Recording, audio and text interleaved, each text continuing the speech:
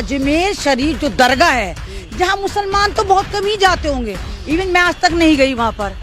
वहाँ पर आप देखिए मोदी जी जाते हैं, वहाँ पर बाहर से जो भी डेलीगेट्स आते हैं वो दरगाह शरीफ जाते हैं। तमाम फिल्म स्टार वहाँ पे मन्नतें मांगते हैं, चादरें चढ़ाते हैं। अगर दरगाह शरीफ को भी टारगेट करा जा रहा है तो आप खुद सोचो कि भारत में किस तरह का मजाक चल रहा है। तो अभी मैं जिस जगह पे खड़ा हूँ ना, अगर 10 फीट यहाँ भी खुदाई कर दोगे ना तो यहाँ कुछ न कुछ जरूर मिल जाएगा आपको। यहाँ इस जगह की मैं बात कर रहा हूँ। तो हिंदुस्तान के अंदर ऐसी बात है कि सब जगह आप ऐसे खुदाई करते रहे तो आप विकास की बात नहीं करोगे, आप नौकरी की बात नहीं करोगे। बेशर्मी का खमीरा गूंदा गया, फिर जो दो इंसान निकाले गए, एक का नाम है अमित जी और एक का नाम है मोदी जी।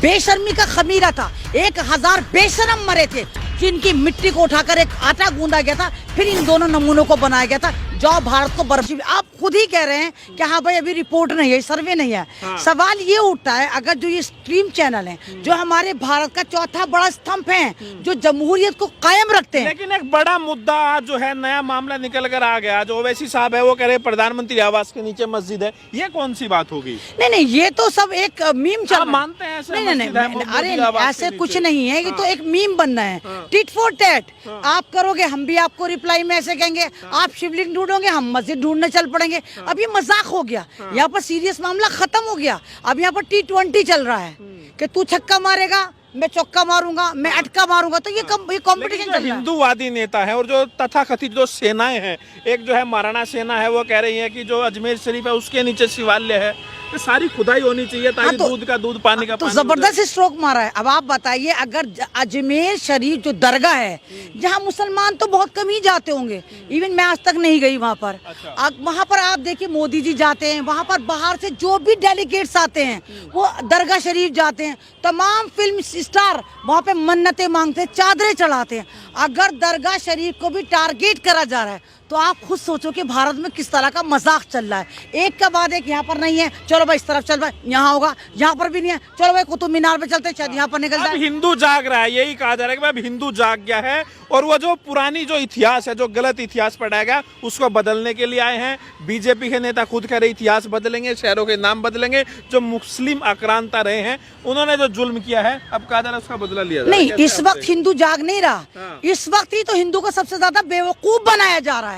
भारत के इतिहास में अगर सबसे ज्यादा हिंदुओं के धर्म के साथ खिलवाड़ करा जा रहा है, जहां राम के नाम को आतंकवाद के नाम पर जोड़ा जा रहा है, जहां पे तमाम इनके धर्म गुरुओं का मिसयूज करा जा रहा है, तो हिंदू जाग नहीं रहा। हिंदू को बेवकूफ बना के एक तरह से उनके धर्म का मजाक उड़ाया जा रहा है। और ये लोग जिनको धर्म की ABCD नहीं पता, चाहे वो RSS वाले हों, चाहे बीजेपी वाले हों, ये राम का नाम बदनाम कर रहे हैं, ये हनुमान का नाम बदनाम कर रहे हैं, ये कृष्ण जी का नाम बदनाम कर रहे हैं। खुदाई होती है, दूध का दूध, पानी का पानी होता है, तो एमन रिजवी को क्या दिक्कत है? नहीं, हमें दिक्कत नहीं, हम तो खुद कहते हैं चलो बुलडोजर उठाओ, चलो हम भी चलते हैं, हम भी देखें, हम भी साथ हैं भाई, हम भी देखना चाहते हैं भैया।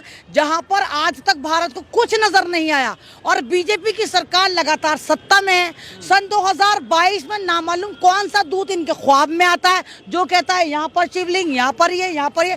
तो मैं खुद चाहती हूँ कि उन दूत से जाकर मिलूं और देखूं कि वाकई यहाँ पर क्या है। अगर सरकार को वाकई लगता है कि वहाँ पर शिवलिंग है या यहाँ पर विष्णु स्तंभ है या यहाँ पर कुछ भी है, तो आप चलिए तोड़िए उन चीजों को, हम आपके साथ हैं। मैम 8 साल हो गए मोदी जी की सरकार हो, कैसे आप देख रहे हैं?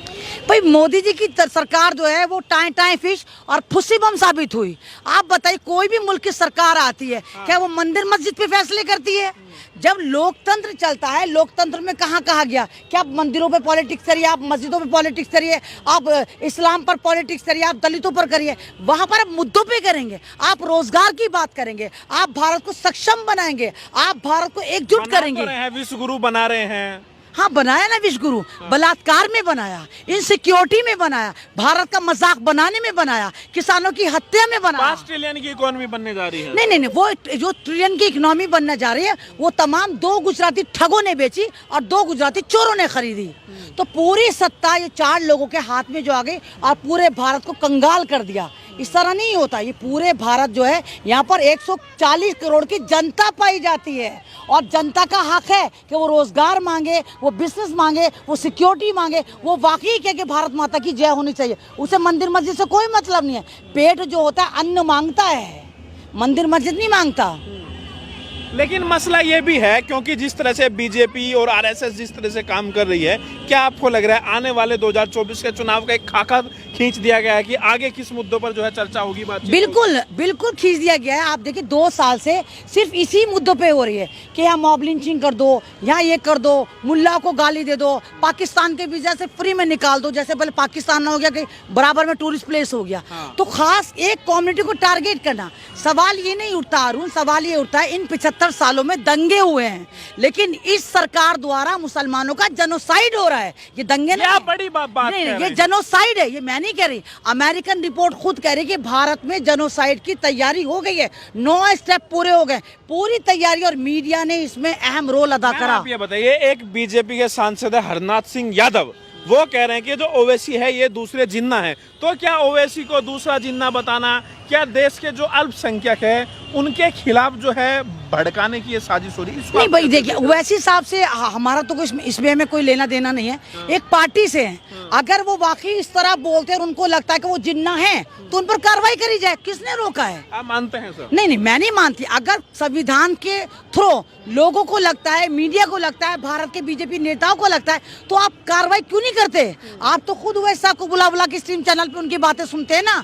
तो उन पर कार्रवाई क्यों नहीं कर? मुसलमानों ने कब कहा कि जिन के जो ओवैसी साहब है उनके नेता है? एक पार्टी के मुसलमान ओवैसी को अपना नेता तो मानता है ना? कौन मुसलमान मानता है? आप उस मुसलमान का नाम बताइए, इनके भक्तों के अलावा। भाई इनकी पार्टी है, जैसे कोई कांग्रेसी होता है, कोई भाजपाई होता है, कोई केजरीवाल वाला होता है, ऐसे लोग इनकी पार्टी में भी होंगे। अब आप पूरे ही मुसलमानों को अगर ये कहें कि तमाम के तमाम ओवैसी भक्त हैं, तो ऐसा नहीं। अगर ऐसा होता तो उत्तर प्रदेश में शून्य ना लाते, उत्तर प्रदेश में खाता खोला, यानी उत्तर प्रदेश की जनता ने इनको नहीं कबूला, डिसऑन करा, और अखिलेश की पार्टी में 37 मुस्लिम एमएलए बनकर आए। तो यानी कि कहीं ना कहीं मुसलमान इनको अपना नेता नहीं मानते। पार्टी ये चलाएं, कुछ भी बोले, ओवैसी साहब कुछ बोले, बीजेपी कुछ बोले, कांग्रेस कुछ बोले, वो आपका अपना पर्सनल मैटर है। लेकिन ये कहना कि ओवैसी साहब भारत के 40 करोड़ मुसलमानों के रहनुमा है, तो ये हमारी बेइज्जती है।